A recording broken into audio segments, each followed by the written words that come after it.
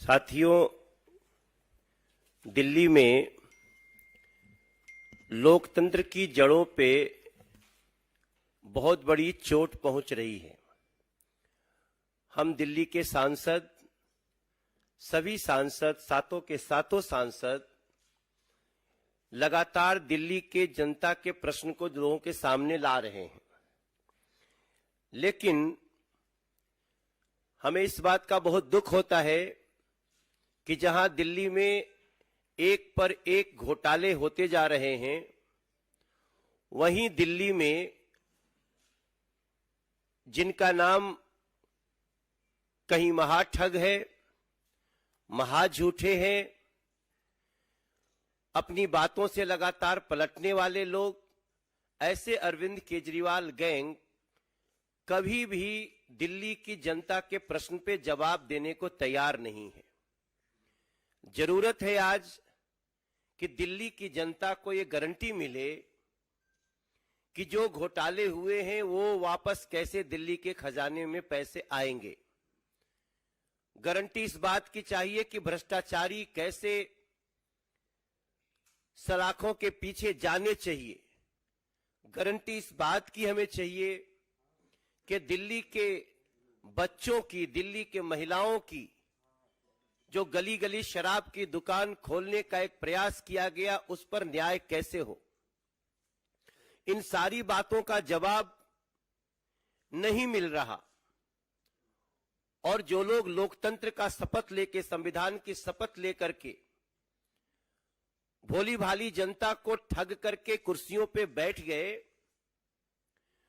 उनके जुबान से कुछ ऐसी बातें निकल रही हैं जो इशू को डाइवर्ट करने वाली हैं, लेकिन बहुत ही दुर्भावनापूर्ण हैं, झूठ से भरी हुई हैं, और ऐसे प्रयास को दिल्ली की जनता या हम दिल्ली के सांसद साथों, हम इनको बहुत गंभीरता से लेते हैं। हम गंभीरता से बात भी करते हैं, गंभीरता से सवाल का जवाब भी चाहते हैं। हम सभी सांसदों ने जो पीछे घटना हुई है, जब शराब घोटाला हुआ हजारों करोड़ का, हमने बार बार उस पर सवाल किए। सवाल आज सबको याद है,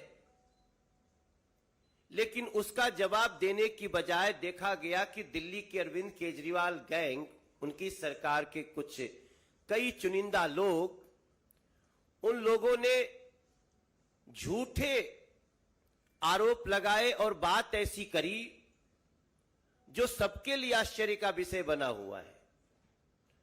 उनके हालांकि जो स्टेटमेंट से बदलते गए, पहले कहते हैं बहुत अच्छा ये शराब का मॉडल है, रेवेन्यू मॉडल है, जब जांच शुरू होती है वापस ले लेते हैं,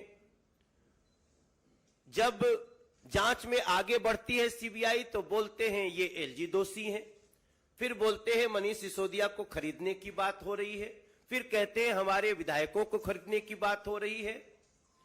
हम इन प्रश्नों को बहुत गंभीरता से लिए हैं और हम सभी ने माननीय एलजी महोदय को एक चिट्ठी लिखी। हम सब ने एक डिमांड करी है, जैसा आप सबको जानकारी है कि ऐसे झूठे, मिसलीडिंग, डाइवर्जनरी, दुर्भावनापूर्ण स्टेटमेंट पब्लिक डोमेन में दिए गए।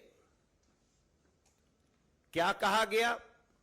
स्वयं दिल्ली के सीएम अरविंद केजरीवाल ने यह कहा कि डिप्टी सीएम श्री मनीष सिसोदिया और दूसरे जो आपके नेता हैं, उनको भारतीय जनता पार्टी ने खरीदने की कोशिश की। उन्होंने कहा कि आप एमएलए को कॉल आया, they got calls from BJP. आज हम बहुत गंभीरता के साथ माननीय एलजी महोदय को ये पत्र हम सबने लिखी है, ये सबके हाथों में पत्र है, एक बार सभी लोग अपने हाथ में ले लेंगे। ये पत्र की कॉपी भी हम आपको देंगे। इस पत्र से एक एक चीज स्पष्ट है। सिंपल सी बात है कि हम पब्लिक डोमेन में की गई इन बातों को हम बहुत गंभीरता से ले रहे हैं। जब किसी को कॉल आता है तो वो छुप नहीं सकता। अब समय आ गया है कि यह फैसला हो जाए कि किसका कॉल आया या कौन व्यक्ति आपके पास आया या कौन मैसेज लेके आया। इन सारी बातों का दिल्ली के हम सातों सांसद भारतीय जनता पार्टी के इसका जवाब चाहते हैं। और इसकी जब तक जांच नहीं होगी तब तक हम सत्य तक नहीं पहुंच पाएंगे। और जांच भी ऐसी वैसी नहीं होनी चाहिए, जांच फॉरेंसिक होनी चाहिए। जब फॉरेंसिक जांच होगी तब पता चलेगा कि अरविंद केजरीवाल जी ने कहा कि आप MLAs had got calls from the BJP where they were offered huge amounts of cash to transfer their allegiance to the BJP. अगर कॉल आया है तो उसको पता करना मुश्किल नहीं है।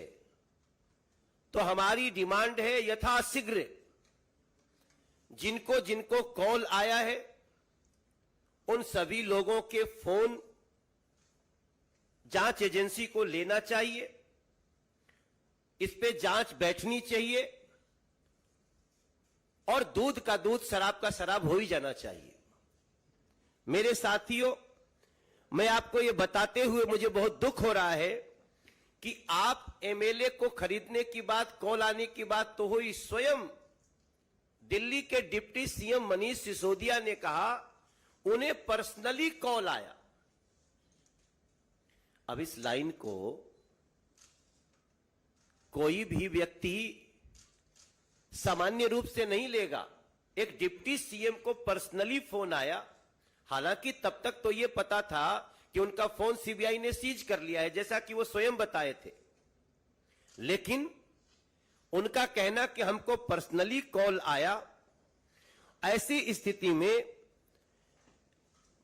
हम इस बात की मांग कर रहे हैं सभी लोग कि आपके किस फोन पे कॉल आया, किस समय आया, किस नंबर से आया, या तो आप स्वयं बताएं, क्योंकि वो स्वयं बताएंगे नहीं। उनको तो झूठ बोलने की, मिसलीड करने की, सोसाइटी को उनको बांटने की, लोगों में नफरत फैलाने की होड़ लगी है।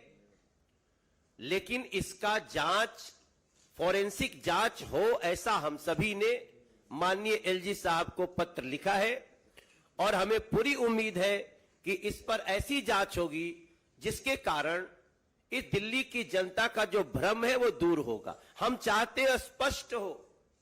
भारतीय जनता पार्टी न तो कुछ छुपाती है और ना तो किसी को छुपाने का मौका देगी।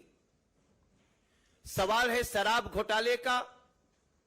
आप शराब घोटाले की जगह लगातार स्टैंड बदलते गए डाइवर्ट करने के लिए। अब समय आ गया है कि ये जो अटेंशन डाइवर्ट करने की दुर्भावनापूर्ण कोशिश की गई है, कहां से अटेंशन डाइवर्ट करना था? लीकर स्कैम से, शराब घोटाले से डाइवर्ट करो अटेंशन, क्लासरूम में हुए घोटाले से डाइवर्ट करो अटेंशन। हमसे मीडिया के लोगों ने भी बार बार पूछा, प्रवेश वर्मा जी से भी पूछा, रमेश बिधुड़ी जी से भी पूछा, हंसराज हंस जी, सब, गौतम गंभीर, हर्षवर्धन जी, मीनाक्षी जी, संजय मयूख जी, सबसे पूछा गया है। हमने पहले अपनी सारी बात कही, लेकिन अब हम माननीय एलजी महोदय के पास चिट्ठी लिख के गए हैं कि हम सभी एमपी बीजेपी के हम एग्रीड है इस बात पे कि जो डिफेमेटरी, अनसब्सटेंशिएटेड एलिगेशंस लगाए गए हैं, इसकी जांच फॉरेंसिक हो जाए ताकि दिल्ली की जनता को पता चले कि ये जो दिल्ली की गद्दी पर भोली भाली सूरत लेके बैठ गए अरविंद केजरीवाल एंड गैंग हैं, वो कितने बड़े झूठ को फैलाने में लगे हुए हैं। और मुझे पूरा विश्वास है कि ऐसा करने से ही सच सामने आएगा। और मैं एक बार फिर से दोहराऊंगा कि जो सच है उसको आज की कोई आवश्यकता नहीं। और मैं समझता हूं ये पत्र दिल्ली की जनता का भ्रम दूर करेगा। ये जांच दिल्ली के लोगों को बहुत राहत देगा कि कौन झूठ बोल रहा है। अरविंद केजरीवाल एंड गैंग के इस झूठ का पर्दाफाश हो, दूध का दूध, शराब का शराब हो जाए, ऐसी भावना के साथ हम आपके सामने उपस्थित हैं। मेरा विनम्र निवेदन है माननीय सांसद रमेश बिधूरी जी से कि आपको संबोधित करें। मित्रों, आप सबका बहुत बहुत स्वागत है और हम सब आभारी भी हैं कि लोकतंत्र का चौथा स्तंभ मीडिया के माध्यम से आम जनमानस तक ये सच्चाई जानी चाहिए। मित्रों, स्टार्ट हुई बात 17 अगस्त से, जब मनीष सिसोदिया जी के खिलाफ मुख्य सचिव की जांच के बाद कि उनकी 2021 की जो लीकर पॉलिसी है उसको टोटल वायलेट किया गया और इसमें घोटाला हुआ है। उन्होंने शिकायत की, इसकी सीबीआई से जांच कराने की मांग की। तो 17 अगस्त को मनीष सिसोदिया जी के खिलाफ एफआईआर लॉन्च हो गई। वो एक्यूज नंबर 1 उस एफआईआर में है और अन्य 14-15 आरोपी और हैं। उसके बाद 22 अगस्त को तुरंत मनीष सिसोदिया जी एक ट्वीट करते हैं और जैसे मनोज जी ने कहा है, ट्वीट में वो करते हैं कि मुझे इन्फ्लुएंस किया गया, मुझे मुख्यमंत्री बनाने का ऑफर दिया गया, मुझे भाजपा में लाने का ऑफर दिया गया, मुझसे कहा गया तुम्हारे सारे केस माफ कर देंगे। वो एक ट्वीट करते हैं इस प्रकार का मनीष सिसोदिया जी कि मुझे ऑफर दी गई, मुझ पर दबाव बनाया गया, ये उन्होंने कहा है। उसके बाद 24 तारीख को उनके सांसद संजय जी, मैं किसी के पर्सनल कंडक्ट पे नहीं जाना चाहूंगा, सांसद हैं माननीय, लेकिन वो मैदान में आते हैं 24 अगस्त को और वो मैदान में आते हैं जो इन्हीं मनीष सिसोदिया साहब को उत्तर प्रदेश के गली गली में लेकर घूम रहे थे कि इनका शिक्षा मॉडल बहुत बढ़िया है और उत्तर प्रदेश की शिक्षा सुधारेगा। पूरे उत्तर प्रदेश में वो संजय जी घूम रहे थे, उनकी क्रेडिबिलिटी आप देखिए। उसके बाद 400 सीटों में से 368 सीटों पर नोटा से भी कम वोट आम आदमी पार्टी को मिला और 5 साल से वहां योगी जी के नेतृत्व में बीजेपी की सरकार चल रही थी। तो ये संजय जी का कंडक्ट है। वो मीडिया में बैठते हैं अपने 4 विधायकों के साथ 24 तारीख को। पहले विधायक हैं जिनके साथ वो मीडिया में बैठते हैं, उनके ऊपर आरोप है ऑलरेडी अजय दत्त जी कि उनके ससुर फादर इन लॉ जहरीला खाना बेचने के खिलाफ मुकदमा दर्ज हुआ अंबेडकर नगर पुलिस स्टेशन के अंदर। 15 बच्चे मालविया, मदन मोहन मालविया हॉस्पिटल में फिर एडमिट हुए, उनकी मुश्किल से जांच बची। मिड डे मील के अंदर किस प्रकार से घोटाला, जहरीला भोजन, पुराना भोजन परोसने के। दूसरे इनके विधायक आए थे संजीव झा जी, उनके बारे में भी जमीनों मिनों के बारे में जांच मिल जाएगी आपको, घर किस प्रकार के बने हुए, कैसे बने हुए। तीसरे विधायक थे सोमनाथ भारती जी, वो किसी से छुपा हुआ नहीं है। उनकी पत्नी के साथ किस प्रकार का व्याभिचारिक अनैतिक आचरण उन लोगों ने किया और कैसा कैसा किस प्रकार के ड्रामे चले, ये उनका कंडक्ट आपने देखा होगा। एक कुलदीप कुमार जी, ये एमएलए आए और फिर इन्होंने कहा कि हम सब लोगों को ऑफर की गई कि आपको इतना पैसा फालतू देंगे और बाकी 20-20 करोड़ और लोगों को देंगे, तुम एमएलए तोड़कर लाओ। इसके लिए अति आवश्यक है, हम दिल्ली के सांसदों ने ऑनरेबल मुख्य हमारे आदरणीय उपराज्यपाल महोदय जी से शिकायत की गई है। हमारे प्रधानमंत्री चाहते हैं कि राजनीति में स्वच्छता रहे, देश के लोकतांत्रिक पद्धति के अंदर बिल्कुल स्वच्छता रहे। जिस काम को लेकर माननीय प्रधानमंत्री जी काम कर रहे हैं उसके तहत आपके संज्ञान में कुछ चीजें लाना चाहता हूं। प्रिवेंशन ऑफ करप्शन एक्ट धारा 8 सेक्शन 8 वो इस बात को बड़ा स्पष्ट कहता है कि किसी को जबरदस्ती ब्राइब देना, ब्राइब के लिए उकसाना, ब्राइब के लिए ऑफर करना, अगर कोई इस प्रकार का क्राइम करता है या दबाव डालना, उन्होंने कहा मुझे ऑफर दिया गया, लालच देना किसी भी पोस्ट का, पद का, धन का, तो prevention of corruption act section 8 धारा 8 के अंदर स्पष्ट है 7 साल तक की उसमें सजा है कि ऐसे व्यक्ति के खिलाफ कॉग्निजेंस लिया जाना चाहिए और उसके खिलाफ मुकदमा दर्ज होना चाहिए। वो कोई भी है जिन्होंने मनीष सिसोदिया जी को ऑफर की, तो जो फॉरेंसिक जांच के माध्यम से, उनके टेलीफोन कॉल डिटेल के माध्यम से ये जांच होनी चाहिए, ऐसे किस व्यक्ति ने ऑफर की और उसके खिलाफ एफआईआर दर्ज होनी चाहिए। इसी के साथ धारा 7A वही corruption prevention of corruption act के धारा 7A के अंदर बड़ा स्पष्ट है कि उस व्यक्ति को किसने कहा, जिसने मनीष सिसोदिया को टेलीफोन किया उसको किसने उकसाया, उसके खिलाफ भी धारा 7A के अंदर प्रोविजन है, 3 साल तक की सजा है और वो भी एक प्रकार का दोषी है, वहां तक भी जाना चाहिए उसको किसने कहा। तीसरा, अगर हम धारा किसी को जबरदस्ती के विधायकों को दबाव बनाया गया है, वो किस किस व्यक्ति ने उन पर भी दबाव बनाया गया, चारों विधायकों पर, उन विधायकों से जांच होनी चाहिए, उनके भी कॉल डिटेल्स आनी चाहिए फॉरेंसिक जांच के माध्यम से, या उनसे पूछा जाना चाहिए, आप उनके नाम बताइए। देश की स्वच्छ राजनीति के लिए बहुत अच्छा है ये, केवल नौटंकी करने के लिए भ्रष्टाचार के खिलाफ हम आएंगे और एक के बाद एक भ्रष्टाचार करेंगे, तो उनके खिलाफ भी ये एक्शन होना चाहिए। एक्शन होने के बाद आईपीसी की धारा 182 182 भी विद्यमान है। देश का संविधान इतना बढ़िया बनाया है कि यहां पर कोई किसी भी प्रकार से कोई किसी को दबाव बनाकर, प्रेशर बनाकर, लालच देकर या सरकारी संस्थाओं पर बैठकर पद का दुरुपयोग करते हुए अगर समाज को, मीडिया को, कोर्ट को, जनमानस को कोई व्यक्ति झूठा मिसगाइड करता है तो उसके खिलाफ भी 182 के तहत कार्रवाई होनी चाहिए। यह आईपीसी की 182 सेक्शन के अंदर प्रोविजन है। तो अगर इनके खिलाफ किसी ने गलत शिकायत नहीं की है और इन्होंने मिसगाइड करने का डिप्टी सीएम जैसे संवैधानिक पद पर बैठने वाले व्यक्ति ने, और सांसद जो 4 विधायकों को साथ लेकर बैठता है और वो ये कहता है कि करप्शन हुआ है, हमें ऑफर दी गई है, बहुत करोड़ रुपया हमारे विधायकों को तोड़ने के लिए रखे गए हैं, तो 182 का भी उपयोग सेक्शन में किया जाना चाहिए। ये हमारी माननीय उपराज्यपाल जी से मांग है। इसको इंडिपेंडेंट एजेंसी सीबीआई से कराएं, इसको एंटी करप्शन ब्यूरो से कराएं, इसको दिल्ली पुलिस से कराएं, कहीं से भी जांच हो। लेकिन जैसे भाई मनोज जी ने कहा, दूध का दूध और शराब का शराब और नौटंकी की नौटंकी, ये तीनों बाहर निकलकर आनी चाहिए कि किस प्रकार की नौटंकी ये कर रहे हैं। इतनी बात कहकर मैं केवल ये दोबारा दोहराना चाहता हूं कि जो हम लोग डराने की जो बात कही थी उसमें हम ये नहीं कहते कि केवल 120 का ही एक्शन हो, 8 और 87A prevention of corruption act का भी सदुपयोग हो। यही कहकर मैं आप सबके सामने माननीय उपराज्यपाल जी से आपके माध्यम से भी, हम कल उनसे मिले भी थे, हमने उनको कल शिकायत भी दी है, आप सब लोग आपसे भी निवेदन चाहते हैं कि इस प्रकार की जांच होनी चाहिए। बहुत बहुत धन्यवाद। मित्रों, अपने बीच वरिष्ठ नेता और सांसद प्रवेश शाहिद सिंह वर्मा है। मेरा आग्रह होगा आप संबोधित करें।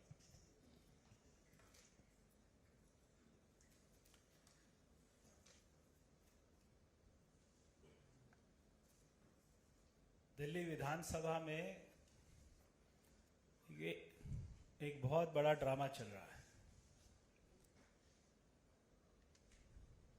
मैं मगर दिल्ली के मुख्यमंत्री को इस बात के लिए बधाई देता हूं कि शराब घोटाले में लिप्त होने के बाद भी जो आपकी स्ट्रेटेजी थी कि हम दिल्ली और देश की जनता का ध्यान भटका देते हैं और पूरे मुद्दे को डाइवर्ट कर देते हैं, उसमें वो थोड़ा बहुत सफल हुए हैं। इस पूरी स्ट्रेटेजी के लिए, इस पूरे ड्रामा के लिए मैं श्रीमान अरविंद केजरीवाल जी को बधाई देता हूं। ये ऐसे लोग हैं जो खुद को ही थप्पड़ मारते हैं और उसके बाद में रोते हैं, उसके बाद में चिल्लाते हैं, उसके बाद में कहते हैं कि मुझे थप्पड़ किसने मारा।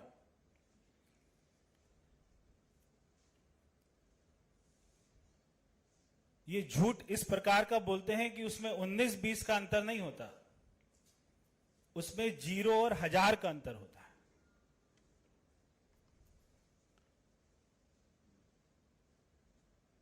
देश का नहीं, दुनिया का सबसे अच्छा शिक्षा मॉडल भी इन्हीं के पास है, मगर इनके खुद के बच्चे उस शिक्षा मॉडल का लाभ नहीं उठा रहे। देश ही नहीं, दुनिया का सबसे अच्छा स्वास्थ्य मॉडल भी इनके पास है, मगर इनके मंत्री, इनकी धर्मपत्नी, इनके विधायक, सांसद वो उसका लाभ नहीं उठाते।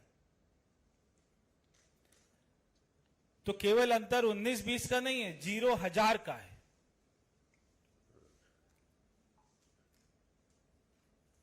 मगर हमें बहुत ज्यादा दुख हुआ है और हमें पीड़ा हुई है कि हमारे दिल्ली के सांसदों को किसी ने खरीदने की कोशिश की है।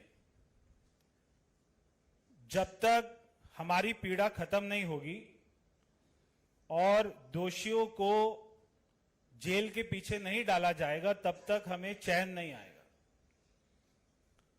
क्योंकि वो दिल्ली के विधायक हैं। अगर हमारे विधायकों को अगर किसी ने खरीदने की कोशिश करी, इतनी जुर्रत करी, तो हम उसे माफ नहीं करेंगे और हम दिल्ली के मुख्यमंत्री का, दिल्ली के विधायकों का सहयोग करेंगे, हम सारे सांसद, कि उनको पकड़ना चाहिए। मनीष सिसोदिया कहते हैं मेरा फोन सीबीआई ले गई, और 2 दिन के बाद कहते हैं मेरे फोन पर मैसेज आ रहे हैं, कॉल आ रही है कि आप बीजेपी ज्वाइन कर लीजिए। 4 अपने विधायकों को बिठाकर उनको सुबह स्क्रिप्ट तैयार कर कर बोलते हैं। एक कहता है पूर्व विधायक बीजेपी का आया था, उसने मुझे 20 करोड़ की ऑफर करी है। एक कह रहा है कि पूर्व सांसद आया था, उसने 20। तो दिल्ली पुलिस उनके घर के सीसीटीवी भी जांच करेगी, जांच करनी चाहिए। उन सबके मोबाइल भी जब्त करेगी कि कहां मैसेज आए थे, किसके कॉल आए थे, उसकी जांच होनी चाहिए। और उनको बुलाकर सभी को, अगर वो जो झूठ बोलने वाली मशीन होती है जिसके ऊपर बिठा देते हैं और ऐसे लगा देते हैं हाथ पर, lie detector test, narco test, तो नार्को टेस्ट भी होना चाहिए कि अगर ये किसी का नाम भूल गए तो उसमें नाम बहुत साफ अच्छे से याद आता है। तो हमें तो बहुत चिंता है, हमें बहुत पीड़ा है और हमें नींद नहीं आएगी जब तक उन लोगों को पकड़ा नहीं जाएगा जिन्होंने हमारे आम आदमी पार्टी के माननीय सारे विधायकों के साथ में ऐसा गलत व्यवहार किया है। हमें तो बहुत चिंता है, हमें इस बात की बहुत पीड़ा है। 20-20 करोड़ रुपया ऑफर दे रहे हैं, ये बिल्कुल ऐसा बात कर रहे थे जैसे विधायक नहीं हो सब्जी हो कि हमें खरीद रहे। 12 लोगों को ऑफर आ गई, ऐसा श्रीमान अरविंद केजरीवाल का आरोप है।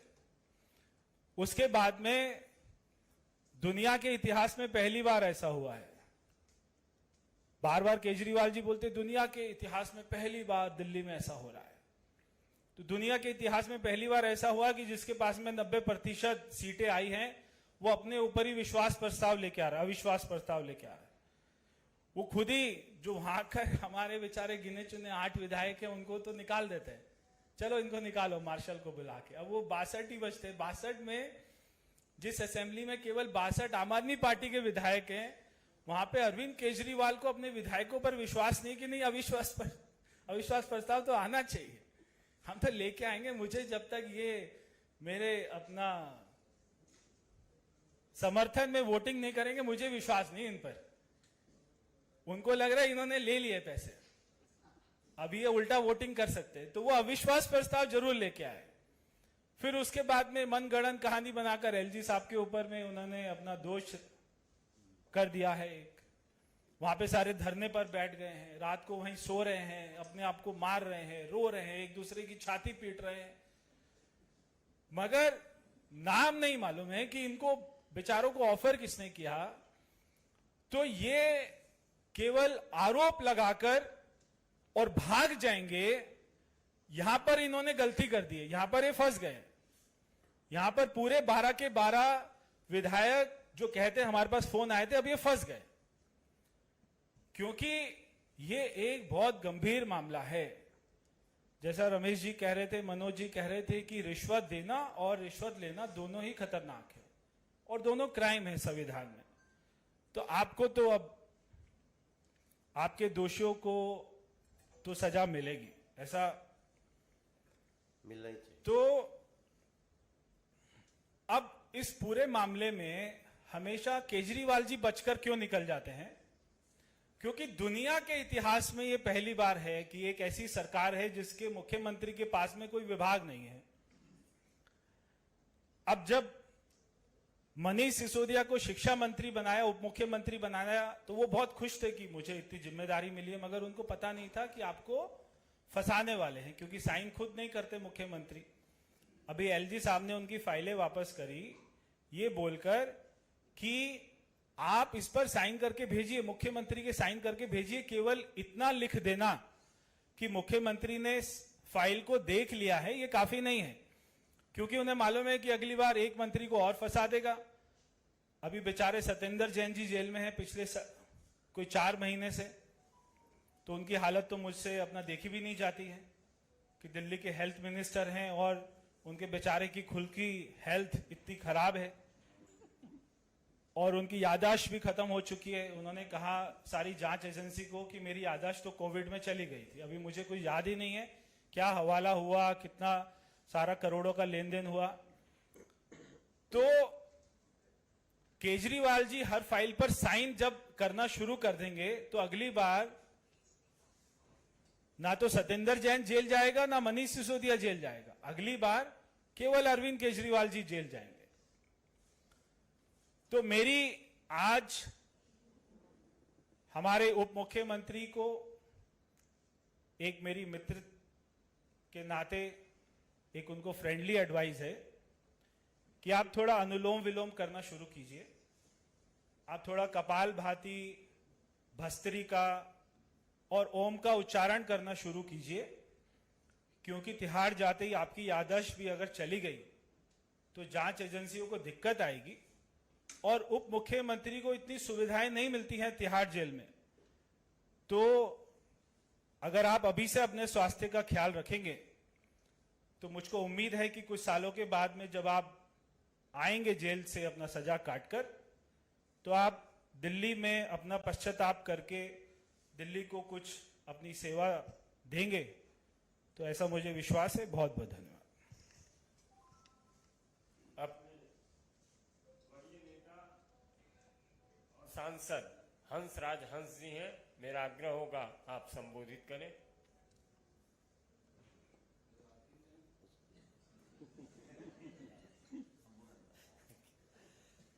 सबको नमस्कारम।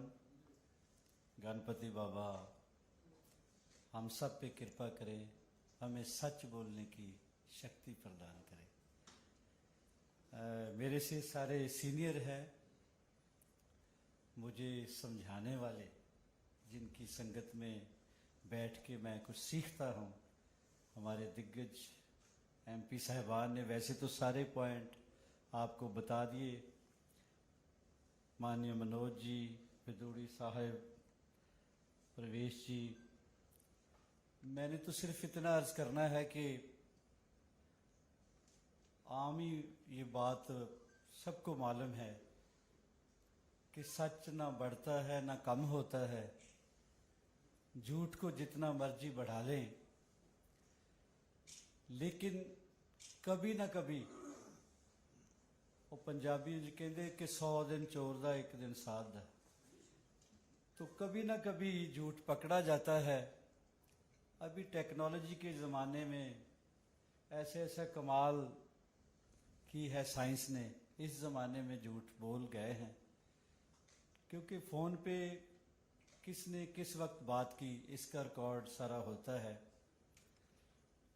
2-4 झूठ अजीबोगरीब उन्होंने बोले। एक तो प्राइस भी बता दी उन्होंने, कितनी 20 करोड़। हाँ, जहाँ तो ये कहते कि जब तक बिके ना थे कोई पूछता ना था, तो उन्हें खरीद के मुझे अनमोल कर दिया। अब 20 करोड़ ला के तो लिमिट ही लगा दी है। तो हमारे पंजाब में एक बार ऐसा चला था, लीडर ने झूठ बोला जी हमारे एमएलएज को खरीद रहा है इतने इतने कुछ करोड़ में। तो एमएलए बड़े परेशान थे, कहते यार सीधा संपर्क नहीं कर रहे हम हमसे।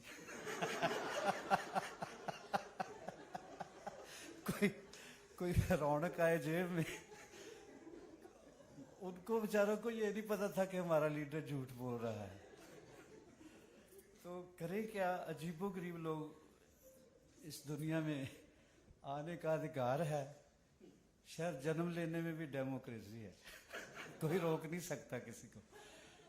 तो कोई कैसा बंदा है, कैसे किरदार का बंदा है, किस टाइप की उसकी पर्सनैलिटी है, उसके गुरु से पूछना चाहिए, क्योंकि गुरु ने बोलना सिखाया होता है गूंगे को, गुरु ने पाला होता है, गुरु ने प्रमोट किया होता है। तो इनके गुरु साहबान जो अन्ना हजारे जी हैं, उनका बयान आपने कई बार सुना ही होगा। हमने क्या बोलना, हम तो इतना ही कहेंगे कि उसके नज़दीक गमे तरके वफा कुछ भी नहीं, मुतमिन ऐसे हैं वो जैसे हुआ कुछ भी नहीं। यार कितना मासूम चेहरे लेके टीवी पे आते हैं। और अब तो पकड़ेगा भैया, जब चेक होगा, कौन सी जांच करनी है उसकी, जब वो होगी, मैं तो डर रहा हूँ यार यही है कि उसके नज़दीक गमे तरके वफा कुछ भी नहीं, मुतमिन ऐसे हैं वो, मुतमिन ऐसे हैं वो जैसे हुआ कुछ भी नहीं। अब तो हाथों की लकीरें भी मिटी जाती हैं, इनको खोकर तो मेरे पास रहा कुछ भी नहीं। हम तो इस वास्ते चुप थे, आज बोले हैं श्री गणेश किया है, हम तो इस वास्ते चुप थे कि तमाशा ना बने, तू समझता है हमें तुझसे गिला कुछ भी नहीं तो अब इस अभी ये जो खत लिखा है, मोहब्बतनामा लिखा है, ये जो लव लेटर हम लिख रहे हैं, तो इसका जवाब और इसकी तफ्तीश, इसको एक एक यानी अक्षर को विचार करके इसको अंजाम तक पहुंचाना। वो ये ना कहें कि तुम्हारे खत में एक नया सलाम किसका था, वो था रकीब, नहीं तो नाम किसका था तो हम अपना कोशिश कर रहे हैं, इस बार कामयाब भी हो जाएंगे। आपको थोड़े दिनों बाद पता लगेगा, लेटर भी पहुंच गया, कार्रवाई भी होगी, लेकिन ये नहीं होने देना कि हमने खत लिख के एलजी को पकड़ाया, उनके पीए ने आके दुखड़ा सुनाया, उनके पाँव में मेहंदी लगी है, वो आने जाने के काबिल नहीं है। आजकल ले आते हैं, कासद के सहारे नहीं, मालिक बचाए इनको, इसने सख्त मौसम में सख्त जगह की सजा ना मिले। और हमें सच बोलते रहना चाहिए, झूठ कभी ना कभी पकड़ा जाता है। ये हमारे पैगंबरों, गुरुओं, पीरों ने, जितने भी रूहानी रहबर आए हैं, उन्होंने बताया तो है, लेकिन ये सियासत है, सियासत में मजबूरी तो नहीं है झूठ बोलने की, लेकिन दुकानें चल रही हैं कुछ झूठ के सहारे। शायद उनकी दुकान अब तक तो बड़ी फूलती रही, अब थोड़े से कुंडी लगने की टाइम आ गया है। मालिक कृपा करे सब पे। मैं फिर भी प्रे करता हूँ कि हमें सच बोलने की मालिक तौफीक दे, शक्ति दे। आपको, आप सबका शुक्रिया, बहुत बहुत मेहरबानी, नमस्कार। क्या खड़ा होकर दिखा के बंद किया जाए? धन्यवाद। कोई ऐसा छोड़ दीजिए सैलिन जी, आज खड़ा हो जाइए।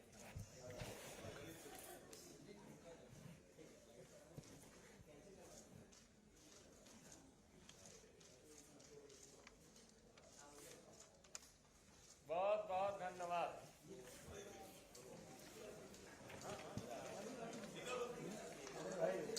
बैठ जाओ।